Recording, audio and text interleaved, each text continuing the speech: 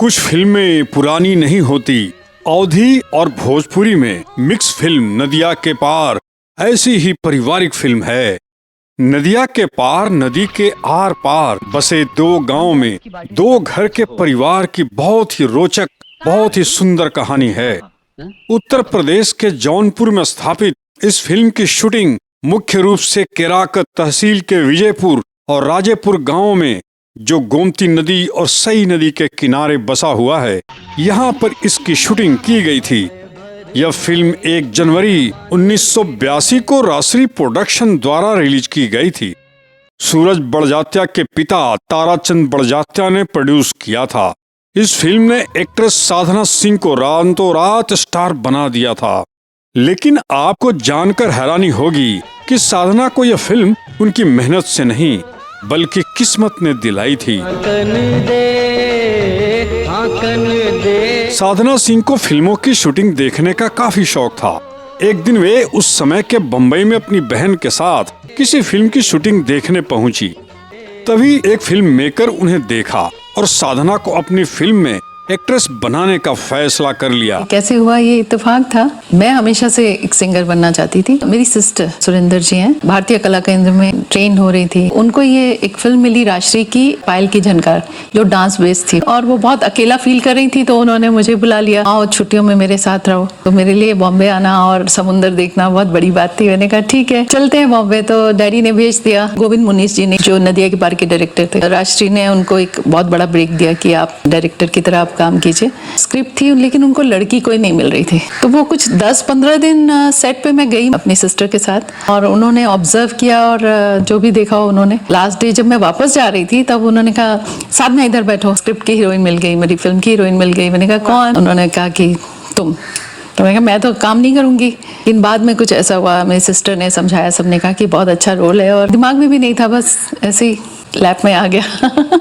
इसके बाद उन्हें नदिया के पार में साइन किया गया और एक्ट्रेस ने इस फिल्म में गांव की लड़की गुंजा का इतनी सादगी भरी ऐसा किरदार निभाया जो आज भी लोगों के दिलो दिमाग में छपा हुआ है। गांव में पहली बार गई थी मैं। हमारे डायरेक्टर जो गोविंद जी हैं, उन्होंने बोला कि चलो चप्पल वप्पल उतारो और भागो खेतों में, ब्रश व्रश नहीं करना है, दातुन करना है और इंग्लिश में बात नहीं करनी है। मुझे रखा भी गांव में था, तो ये सब ट्रेनिंग थी। नदिया के पार में साधना सिंह के साथ सचिन पिलगांवकर, दोनों का रोमांस दर्शकों ने काफी ज्यादा पसंद किया था।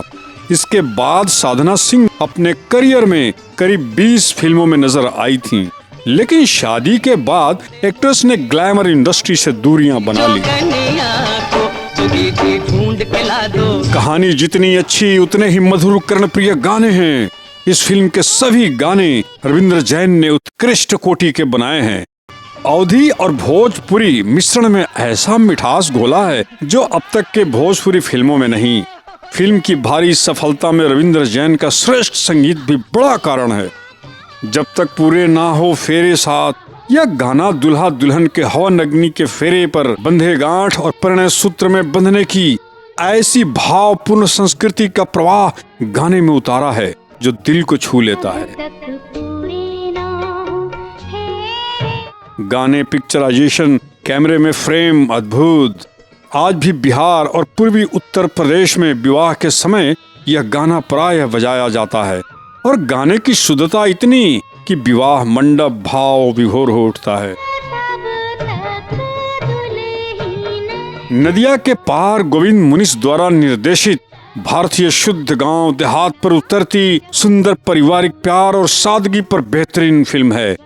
केशव प्रसाद मिश्र के उपन्यास कोहबर की शर्त के पहले भाग पर आधारित पारिवारिक एकदम साफ सुथरी फिल्म है। साधना सिंह की पहली फिल्म थी और 1982 की सबसे अधिक कमाई करने वाली फिल्मों में से एक थी। राजश्री ने बाद में 1994 में एक तरह से हम आपके है कौन के रूप में मसालेदार पारिवारिक तड़का डालकर फिल्म का रीमेक बनाया।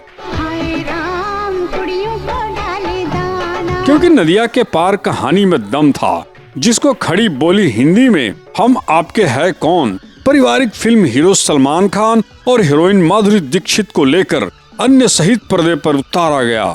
फिल्म हिट रही। नदिया के पार इस फिल्म के लिए सचिन पिलगांवकर, साधना सिंह, इंद्र ठाकुर, मिताली, सविता बजाज, शीला डेविड, लीला मिश्रा और सोनी रेड जैसे कलाकारों की टोली के शानदार जीवंत अभिनय है, जिसका रियलिस्टिक चरित्र जमीन पर उतरता जादू मन मोह लेता है। खेत खलिहान, गांव, गांव के घर, उसके आंगन, नदी, नाव, बैलगाड़ी, ऊपर से सजाए गए और फिल्माए गए गाने, अवधी और भोजपुरी में रविंद्र जैन के संगीत और साथ ही अच्छी निर्देशन आपको असली भारत के गांव और उसके जीवन से जीवटता जोड़ता हुआ गुजरता है। यहाँ पर मैं थोड़ा इंद्र ठाकुर के बारे में आपको बताता चलूं, शायद आप सबको पता भी हो, जो इस फिल्म में सचिन के बड़े भाई ओमकार की भूमिका में थे। इनके बारे में आप जानकर दुखी होंगे कि टोरंटो से भारत आ रहे air India flight 182 bomb blast में जो अटलांटिक ओशियन के ऊपर ब्लास्ट हुआ था, इसमें परिवार सहित मारे गए। एक शानदार अभिनेता का अंत दिल को दुखा देता है। मुझे ऐसा हमेशा लगता है कि अगर वे होते तो रामायण सीरियल में राम के किरदार के योग्य थे और उन्हें यह किरदार मिलता।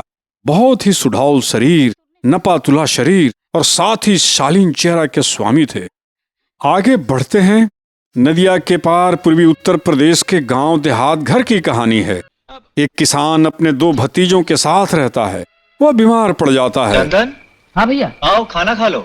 हाँ काका चलो उठो। नहीं बचवा, हम कुछ नहीं खाएंगे, सुबह देखी जाएगी। और उसका इलाज दूसरे गांव के एक वैद्य जी, जो 2 बेटियों के पिता द्वारा किया जाता है। सच पूछिए तिवारी जी, तो बीमारी आपकी पुरानी है, आपने पहले से ध्यान नहीं दिया, इसलिए बिगड़ गई है। अब पूरी तरह ठीक होने में समय लगेगा। अजी ऐसा कौन सा राज रोग हो गया है हमें? जब किसान को ठीक लगता है तो वह वैद्य से अपनी फीस के बारे में पूछता है।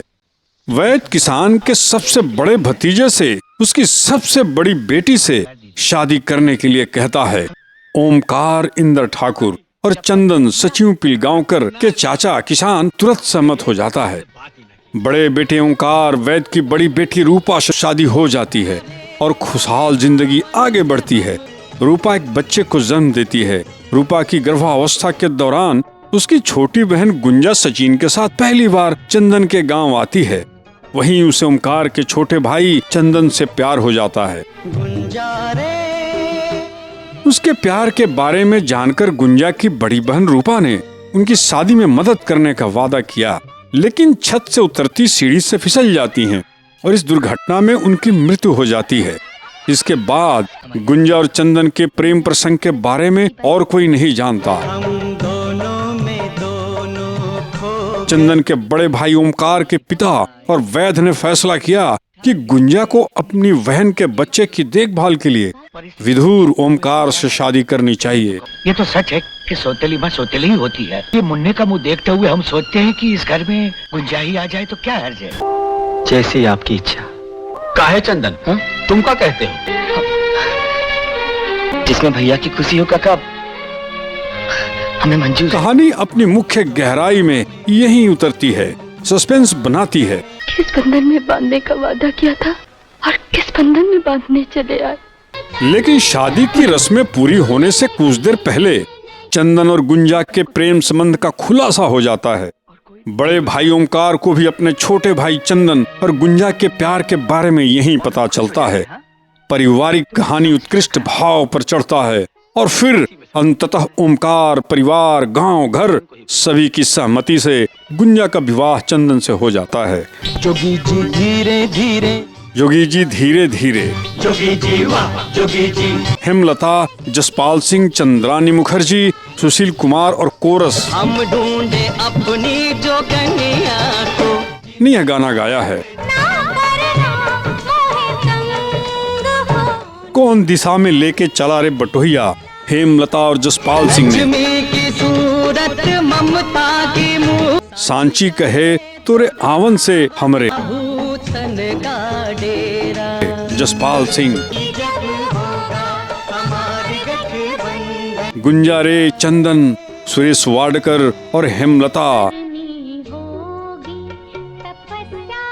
जब तक पूरे ना हो फेरे साथ, हेमलता और कोरस ने गाया है।